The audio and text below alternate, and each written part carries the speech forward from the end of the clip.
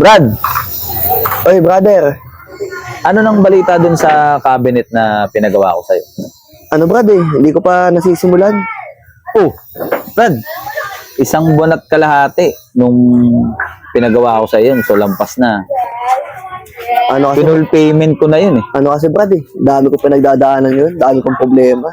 Yung bayad sa upa, tubig, kuryente. Dami kong gastusin, brad. Pasensya ka na. Sana maunawaan mo. Lahat tayo may problema eh.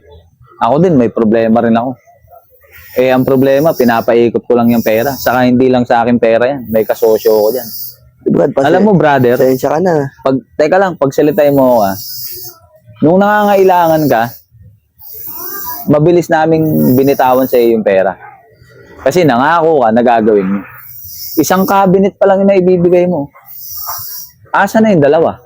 Hindi, brad, ano lang, intayin ko lang may magpagawa ng iba pang project sa akin para, Hindi nga, Brad ano? paano naman kami? Paano kami? Tulad mo, may mga problema rin kami, pinagdadaanan. Paano naman yung pera na pinapaikot namin? di brother, pasensya ka na talaga. Ano kasi, may problema lang talaga Brad, kung isang linggo lang, okay lang eh. Di ba? Nakita pa kita, patagay-tagay ka, painom-inom ka. Punong-puno ka na nga ng problema, nakukuha ko pa maglasing. Hindi, brad, ano kasi, yun na lang yung nagpapakalma sa akin. O sige, pagpalagay na natin yan. Pero paano naman kami?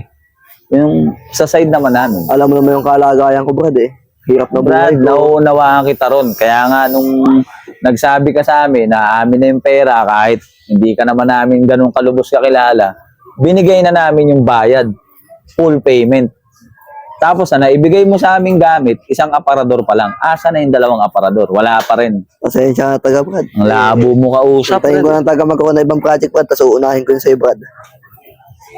Brad, ang labo mo kausap. Hindi ka tao kausap, Brad. Pasensya ka na, brad. Pasensya. God bless na lang sa'yo, Brad.